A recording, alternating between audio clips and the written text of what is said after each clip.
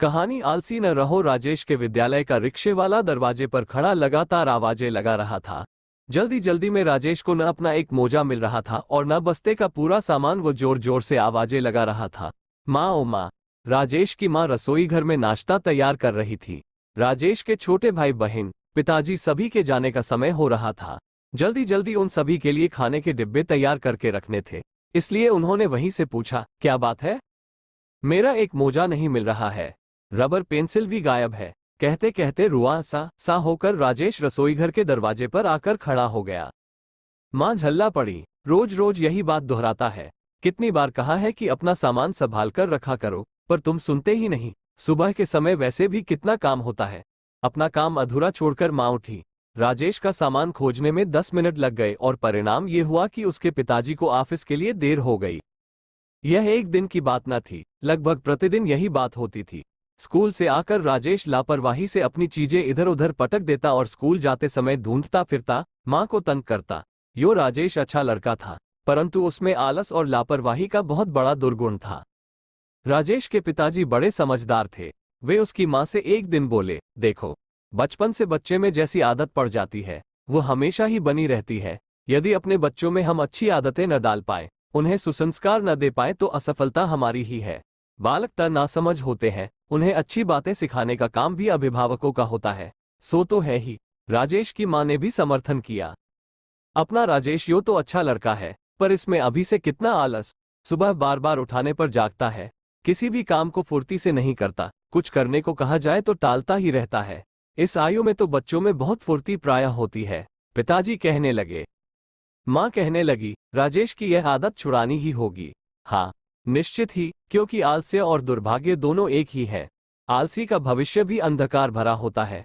परिश्रम करना जिसे अच्छा नहीं लगता, जो आराम तलब है, समय को बर्बाद ही करता रहता है, वो व्यक्ति जीवन में कभी भी कोई उपलब्धि पा नहीं सकता है।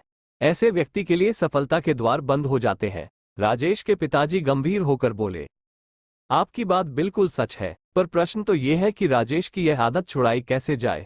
मां परेशान सी कह रही थी। राजेश के पिताजी बोले, किसी भी बुरी आदत में साथ देना, उसे बढ़ावा देना ही है। तुम राजेश का हर काम कर देती हो, इसलिए वह और भी अधिक लापरवाह बनता जा रहा है। उसका काम न करूं तो वो स्कूल जा ही नहीं पाएगा। मां कहने लगी, यही तो बात है, 2-4 दिन नहीं जाएगा फिर अपने आप अक्ल आ जाएगी। पिताजी ने समझाया। ठीक है, अब ऐसा ही होगा, मां बोली। उन्होंने मन ही मन निश्चय किया कि वे अपने मन को कड़ा बनाकर राजेश की यह आदत छुड़ाकर ही रहेंगी। अच्छे माता पिता वे नहीं होते जो बच्चों को अंधा दुलार देते हैं। सुयोग्य माता पिता वे होते हैं जो बच्चों में अच्छी आदतें डालते हैं, उन्हें अच्छे संस्कार देते हैं, भले ही उन्हें स्नेह के साथ साथ कठोरता ही क्यों न अपनानी पड़े। राजेश को माता पिता की इन बातों का कुछ पता न था। उसका तो वही रवैया था, स्कूल से आकर कहीं बस्ता फेंकना, कहीं कपड़े डालना, घंटों तक आलस में लेटे रहना और समय भी व्यर्थ करना। माँ उसे अब टोकती भी न थी और न उसका कोई काम ही करती थी। वो लेटे लेटे कहता, माँ पानी पिला दो, तो माँ भी यह कह देती थी कि स्वयं ही लेकर पी लो, मैं काम कर रही हूँ।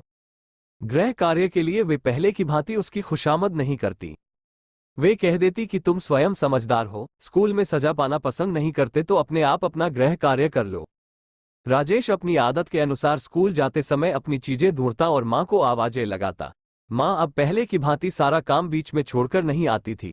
राजेश चीजें ढूंढता जाता और झल्लाता जाता। अब उसे प्रायः स्कूल को देर होने लगी। बाहर निकलते ही रिक्शे वाला उस पर नाराज होता और स्कूल में भी सजा मिलती। घर आकर राजेश माँ से कुछ भी कहता तो कह देत, बेटे, तुम शाम को ही अपना बस्ता लगाकर रख दिया करो। तुम सदैव देखते तो हो कि सुबह मेरे पास कितना काम रहता है। तुम तो काफी समझदार हो, स्वयं अपना काम कर सकते हो। राजेश आखिर स्कूल कब तक देर से जाता। अब वो चिंता करके स्कूल की अपनी सारी चीजें रात को ही सहेज कर रख लेता। उसकी किताबों की अलमारी और कपड़ों की अटैची भी साफ सुथरी रहने लगी है। राजेश का आलसी स्वभाव भी अब कम होता जा रहा है। अपना काम वो स्वयं करने का प्रयास करता है।